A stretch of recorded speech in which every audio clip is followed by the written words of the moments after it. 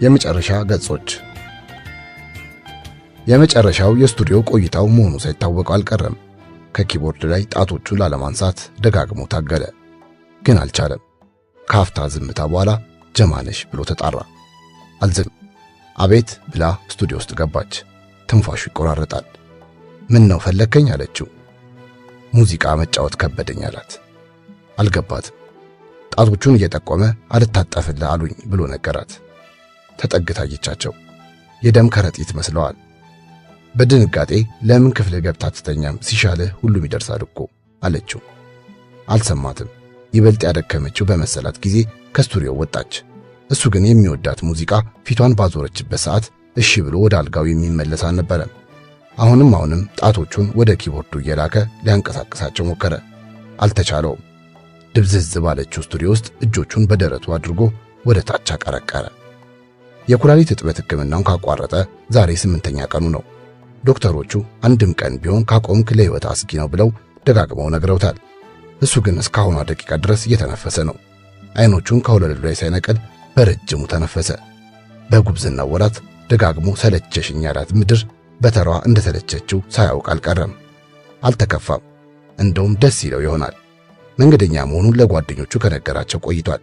ይሁን እንጂ ቃል የእምነት ዕዳ ሆኖበት በራሱ ሙዚቃ ስንኞች ተተብትቦ ተያዘ።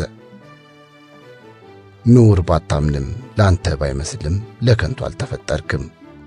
ፈሪ ነው የሰው ያልሞገተው ሳይገርሉት ቀድሞ የሚሞተው። ጀማነሽ የስቱዲዮ ጸጥታ አስፈርቷታል። ተመልሳ መግባቱ መረበሽ ስለመሰላት ከውጭ ቆማ ከክፍሉ የሚወጣውን ድምፅ ለመስማት ሞከረች። አልፎ አልፎ በረጅሙ ይተነፍሳል። የለማጅ እጅ የሚነካቸው የመሰሉት የኪቦርድ ቁልፎች እየቆዩ ዝብርቅርቅ ያለ ድምፅ ያሰማሉ። ኤልያስ መልካ ዓለምን እንጂ ሞትን ፈርቶ አያውቅም። ዛሬ ግን ብስጭቱም ተስፋ መቁረጡም ፊቱ ላይ ነበብ ይዟል። ያቺ እድሜውን ሙሉ የኖረላት ሙዚቃ እንዲህ ትከደኛለች ብሎ ያሰበ አይመስልም። በመረታት ስሜት ከስቱዲዮ ወጣ። አልጋው ርቆበታል። አጎንብሶ ደረጃዎቹን እየረገጠ እንደምንም ደረሰ። አልተኛም። ከአልጋው ጫፍ ተቀምጦ ወደ ጣራው አንጋጠጠ። ጀማነሽ ተከትላ ወጥታ ክፍሉ በር ላይ ቆመች። ምን ልስራልህ አለችው። የአልጋውን ጠርዝ የተደገፈበት አንድ እጁን አንስቶ ምልክት አሳያት። አልፈልግም ማለቱ ነበር። ቁልቁለቱን ስትወርድ ምን እያሰበ ይሆን የሚለው ጥያቄ ወደ አእምሯ መጣ። ከግምት ልትዘል አትችልም። ወደ ምታበስልበት ክፍል ገብታ ራሷን በድጋሚ ጠየቀች። ኤልያስን በዚህ ሰዓት ምን እያስጨነቀው ይሆን አለች። አለማግባቱ፣ አለመውለዱ ወይንስ ሌላ? ምላሹን የሚያውቀው እሱ ብቻ መሆኑን ባሰበች ጊዜ በተሯ ዝም ብላ ወደ ጣራው ተመለከተች። ኤልያስ እየተጣራ ነው። ትንቢተ አቤት ብሎ ደጃፉ ደረሰ። እኔ መኝታ ክፍል ውስጥ ያለውን ቦርሳ አምጣልኝ አለው። የወንድሙ ልጅ ወረቀት የታጨቀበትን ቦርሳ ይዞ ተመለሰ። ክፈትና ከውስጡ ያሉትን ወረቀቶች በሙሉ ቅደዳቸው ብሎ አዘዘው። የምትፈልገው ነገር እንዳይኖር አታየውም ሲል ጠየቀው። አልፈልገውም፣ ሙሉ በሙሉ ቀዳደህ ጣለው ሲል በድጋሚ ነገረው። እሺ ብሎ በመዳፉ እያፈሰ ቆራረጣቸው። ለእጆቹ ፋታ በፈለገ ጊዜ አንዱን ወረቀት በአግባቡ አነበበው። ስለ እግዚአብሔር ቃል ይናገራል። ደነገጠ። ተሳስቼ ይሆን ብሎ እንደገና ጠየቀው። ትክክል ስለመሆኑ አረጋገጠለት። የቀሩትን ወረቀቶች ካለ ርህራሄ ቦጫጨቃቸው። ቀናት መጥተው ቀናት ሲሄዱ ትንቢተ እነዛ ወረቀቶች ለምን ተጽፈው ለምን ተቀደዱ ብሎ ማሰቡ አልቀረም።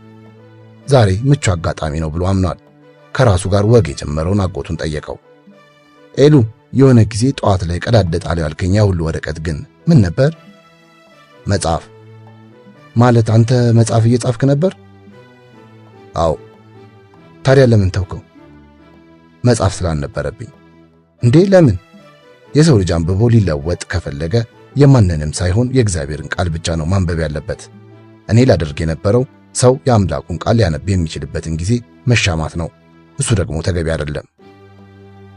ትንቢተ ለህትመት የተዘጋጁትን ወረቀቶች ሲቀዳደድ የመጨረሻ ገጾቹን በአግባቡ ተመልክቷቸዋል። ኤልያስ ያዘጋጀው ድርሳን ትኩረቱ እውነተኛውን የእግዚአብሔር ቃል መስበክ ነበር። አማንያን ዘንግተዋቸዋል ያላቸውን ሕግጋት የሚያስታውስ፣ ከመስመር ወጥተዋል ያላቸውን የሚመልስ። ይሁን እንጂ ወደ መጠናቀቂያው ሲደርስ የከተማው መናኝ ሐሳቡን ለወጠ። መጽሐፍ ቅዱስ ለማንም ግልጽ ሆኖ እያለ ስለምን ላብራራው እጥራለሁ አለ። የሰው ልጅ የአምላኩን ቃል እንደወረደ ማንበብ እየቻለ ለምን ልበርዘው ለምንስ ልከልሰው ብሎ ራሱን ጠየቀ። ምላሹም ዳጎስ ያለውን ድርሳን መቀዳደድ ብሎም ማቃጠል ሆነ።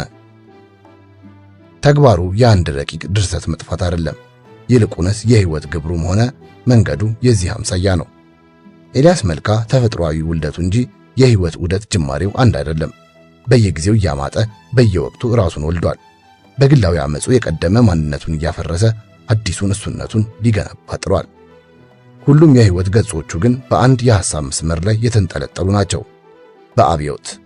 ይህ አብዮት ከሀገር ወደ ግለሰብ ይፈሳል፣ ከአንድ ሰው ወደ ሀገር ይጓዛል። በአብዮታዊት ኢትዮጵያም በአብዮታዊ ዴሞክራሲም ይደምቃል። አብዮት እየታጠኑ አድገው አብዮት አለመሽተት አይቻልም። ልዩነቱ የሚገለጽበት ደረጃ ነው። ኤልያስ በትናንት ላይ አምጾ በራሱም ሆነ በዙሪያው ባሉት ላይ ስር ነቀል ለውጥ ለማምጣት መሞከሩ የልጅነት ዘመኑን አብዮተኞች ያስታውሳል። ሙዚቃና መዝሙርን አዳቅሎ አንድም ሁለትም ናቸው ማለቱም የአፍላነቱን አብዮታዊ ዴሞክራሲ ትርክት ያስንቃል።